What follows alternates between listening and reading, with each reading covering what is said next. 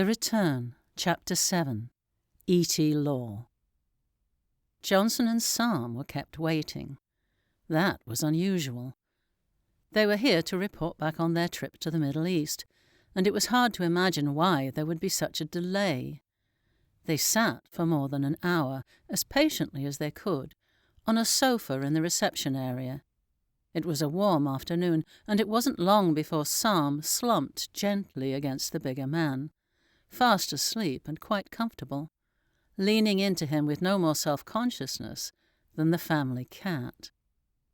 The secretary took pity on him and brought Johnson a magazine, since he clearly couldn't move to help himself. She gazed on the pair of them, beamed her approval. Johnson wondered if any woman, even his loving wife, mother of his children, had ever once looked at him like that.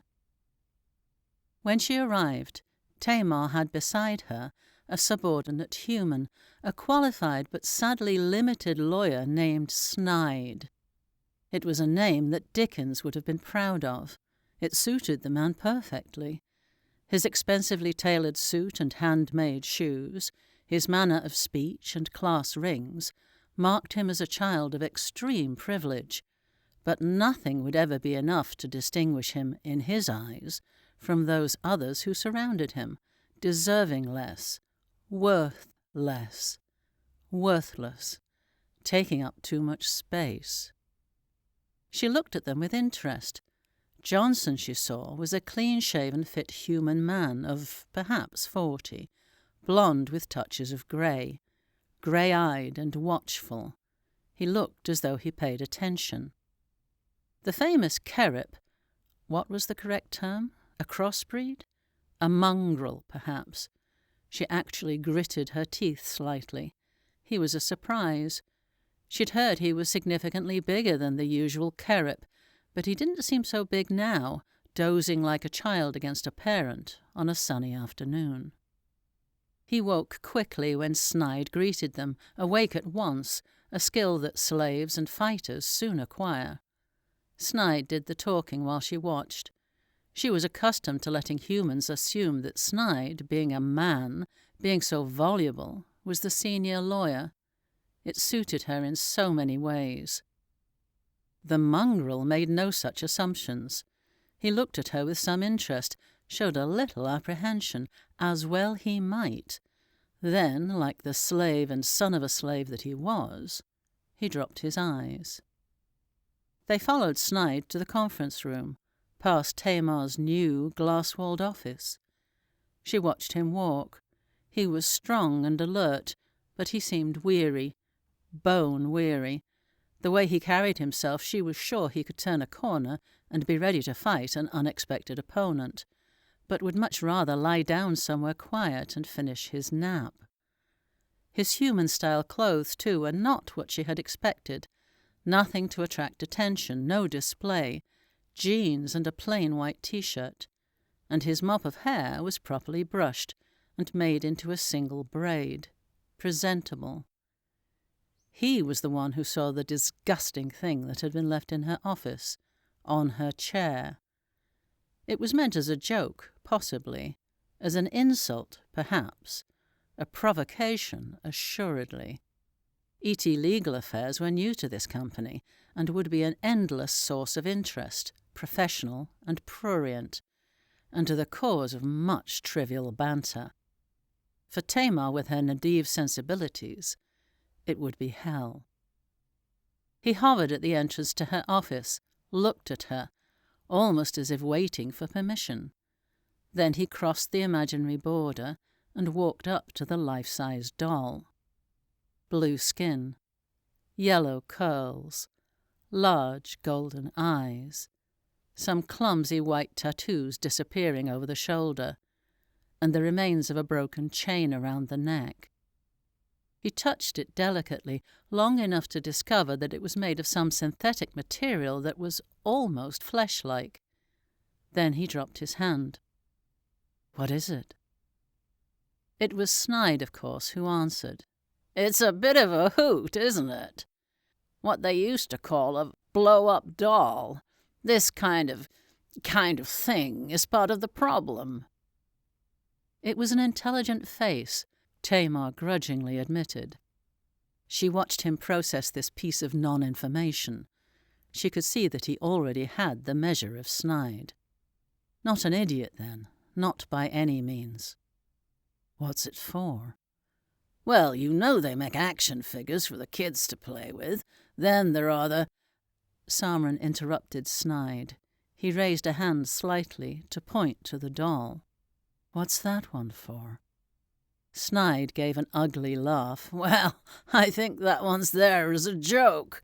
Most of us haven't worked with a Nadev before, so some wag in the office. Saam's eyelashes fluttered. A micro-expression of impatience before he squashed it. He turned his head to Johnson. Why would anyone want such a big doll? It's bigger than a child. It's almost as big as me. Johnson answered immediately before Snide could start talking. It's a sex toy. He seemed to think that was a complete explanation, but Snide offered, Yeah, a blow-up doll with functioning mouth and, well, you know. So these sad bastards buy these, fuck them, imagining they're fucking you see? It was only a moment before Snide's oily pleasure was cut short, as Saam, frowning only slightly, said, Oh, and gave a little huff of breath through his nose. Clearly this wasn't anywhere near as interesting as he thought it might be. The ears are wrong, he grumbled. Then he turned to Tamar, looked her in the eye. Shall we? The usual management team was there, people he knew and trusted. Today they were joined by the new legal team, looking into the question of ET image management. They would carry on discussing the Japanese sex dolls and online porn separately, but wanted to hear the report back so that Saam and Johnson could be freed up to get on with their day. Oliver, the man who had heard Saam's reports for nearly a decade now, said, nodding towards the suits at the other end of the table, The legal eagles will need some time to get used to the way we do things, so we'll have to cut them some slack.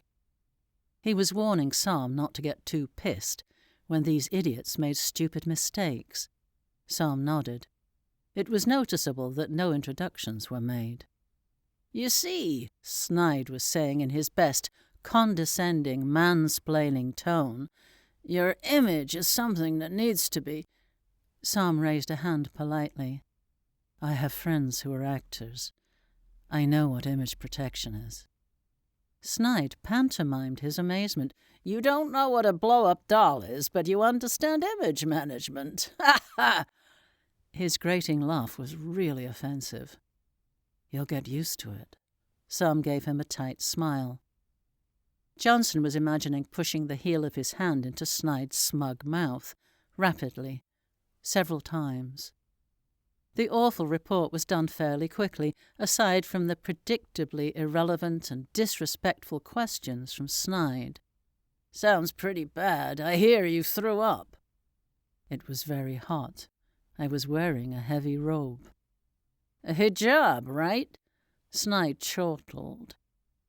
The cold room was not sufficiently refrigerated to keep the bodies fresh, and it stank of rotting flesh, and the poor man had had a hard death. Yes, I threw up. He looked at Oliver, unspoken.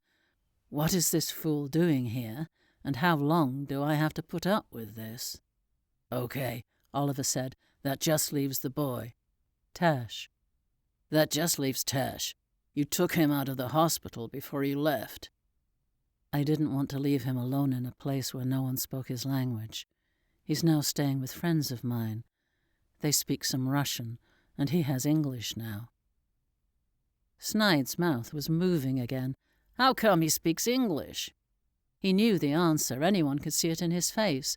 He just wanted to hear Saam explain it. A floor show. We have a Nadev contact who transfers the language for us. Wow, that's something. Does he charge us for that? Tamar almost spat. Money? No, he would be offended if he knew you asked the question. No, we don't give him money. But it's a big deal, isn't it, for a Nadev to do that kind of transfer? Yes, especially to a non-Nadev. It's a lot to ask. So how do we pay him? Saam closed his eyes, gave that little huff through his nose again. This was what Snide wanted. I pay him. Snide raised his eyebrows. Oh? His feigned ignorance was excruciating. Saam walked soft-footed around the table, gently pushed the empty chair beside Snide back, and sat on the conference table almost facing him. It made the man quite uncomfortable, as well it might. Johnson was on his feet, managing to look as though it was the most natural thing in the world, nothing to worry about, and moved to where he could be most useful, either to protect Saam or to stop him killing someone. He tried to get Saam's eye, but he was busy staring at Snide. Saam leaned forward slightly, making tight eye contact with the lawyer. I have sex with him, he said. Well, I'm not sure of the legal... It's my body. Even Snide wasn't prepared to argue that one. He tapped an index finger on the conference table, though he was leaning backwards away from it, clearly threatened by Saam. Well, this Tash is Exonic, right? I guess it's just luck. He didn't want... I would not have permitted that, and he would not have wanted it. Oh, really? Saam moved just a fraction closer. Then he was icily still. Before the Nadev taught me to be an effective killer, the Hanath taught me to be a first-class fuck. Tash had been drugged and abused for months when we found him. When we met him, he had a dislocated shoulder and cracked ribs. He was black and blue, his hands were so swollen as to be almost useless, and he could barely stand. Still full of drugs he didn't choose to take, barely reachable, almost incomprehensible. He was covered in vomit and shit. He kept throwing up and soiling himself. I had to clean him up before I could move him. He let that sink in. Who would you have wanted? Snide was squirming. He knew that Saam was close to decking him. Well, I still say we should offer the man money. Saam sighed and actually laughed. I am tempted to say let's bring him in and you can make the offer. Johnson laughed too then, leaving Snide aware that he was the butt of the joke. Things got even worse for a while. The police report of the disturbance at the hotel was read out and the CCTV footage shown. That's quite a scene. He touched me without my permission. Snide started to say something, but surprisingly, Tamar joined in. Be quiet. It was all she said, and softly, but Snide shut down like a clam. Then there was a debate about how dangerous the man was. He seemed almost psychopathic. There must be another Nadev. He was clearly violent, the way he threatened the policeman, with Saam getting less patient as the time dragged on. He rubbed a hand across his face. To the best of my knowledge, Artem has never deliberately hurt anyone, not once. Certainly he has never hurt anyone just to gratify himself. I am satisfied that he gives us a valuable service. The medical advisor, silent all this time, piped up, He leaves marks on you, deep bruises. You've had a cracked rib more than once. Last time you were treated for... It's my body. But he has never deliberately hurt me, and it is my body. Still not sure the U.S. government can allow its people to be seen whoring themselves out. Snide's chair was over on its back legs before he could finish the sentence. Only Saam's grip on the front of his expensive shirt kept him from falling. I am not people. I am an ET. I have no more rights than a horse. Under American law, Artem could rip me apart, and he would only be charged with animal cruelty. I don't think the government need worry. Johnson came behind Snide, righted the chair gently. You seem to have dropped your chair, Mr. Snide. Lucky for you, Saam stopped you falling. Saam lowered him gently back into his seat. If you want me to use another Nadev, Find one for me, but don't assume they will be any safer." Snide was shaken but not done. He straightened his tie. "I thought you people were allies." Saam looked down at him. The urge to bitch-slap the man was almost irresistible. "Allies, not friends. When I was lifted, that's when a raiding party sees you and decides you might make a fighter, so they rescue you." His hesitation made it clear that rescue was not the perfect word in his mind. "When I started training, I answered a question, said something about my owner."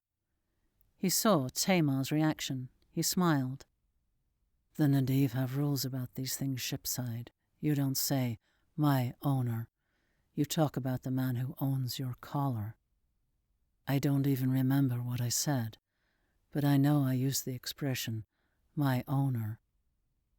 The trainer stopped what we were doing. He explained to me that we don't talk that way. We talk about the collar. He was quite gentle about it. Then he said if I was going to talk like a slave, I would be treated like one. He slammed me over a piece of equipment, hard enough to break the bones in my face, and then he raped me.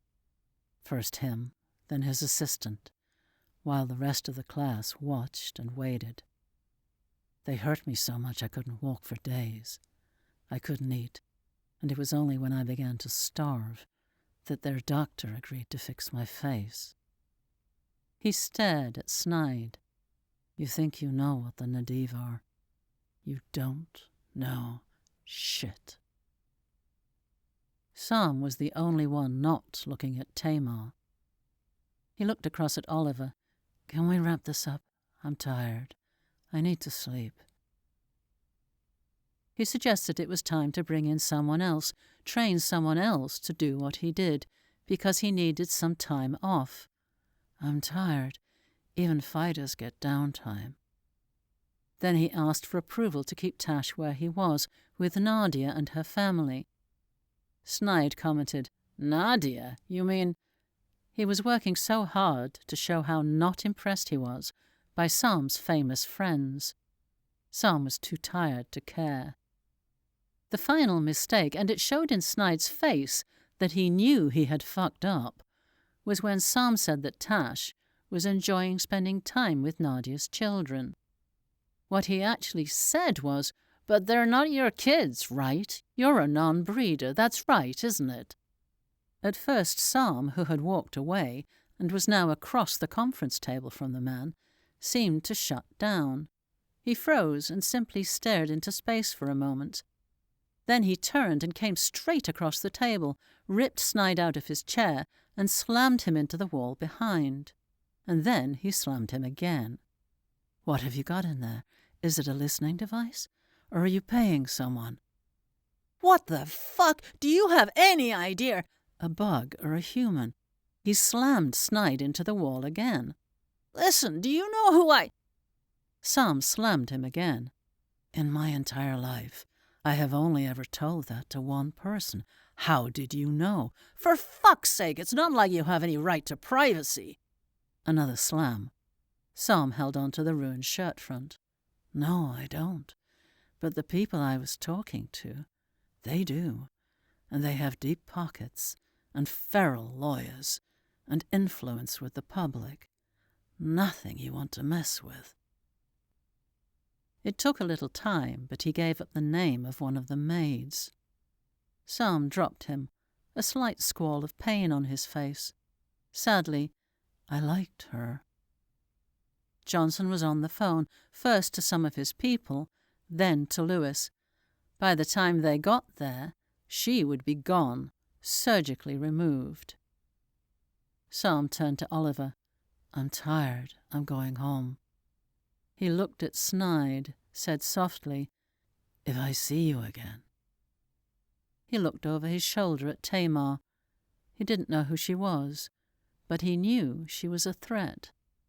And then he let Johnson drive him home to Nadia and the kids, and fell asleep before they got there.